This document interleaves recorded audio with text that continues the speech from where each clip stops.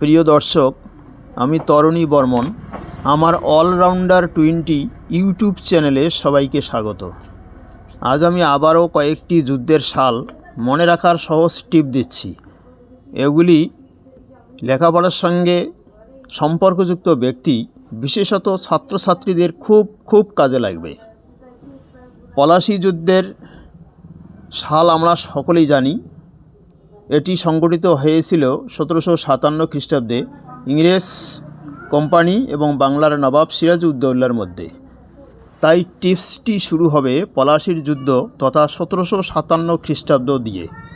টিপসটি শুরু করার আগে সালগুলির সঙ্গে সম্পর্কযুক্ত যুদ্ধগুলির উল্লেখ করছি। 1757 খ্রিস্টাব্দে পলাশীর যুদ্ধ, 1759 খ্রিস্টাব্দে বিদড়ার যুদ্ধ, 1760 খ্রিস্টাব্দে বন্দিবাসের যুদ্ধ, 1761 খ্রিস্টাব্দে তৃতীয় পানিপথের যুদ্ধ, 1763 খ্রিস্টাব্দ মুঙ্গেরের যুদ্ধ, 1764 খ্রিস্টাব্দ বক্সারের যুদ্ধ। তো দর্শক, সালগুলি মনে রাখার জন্য একটি সহজ টিপ দেওয়া হলো।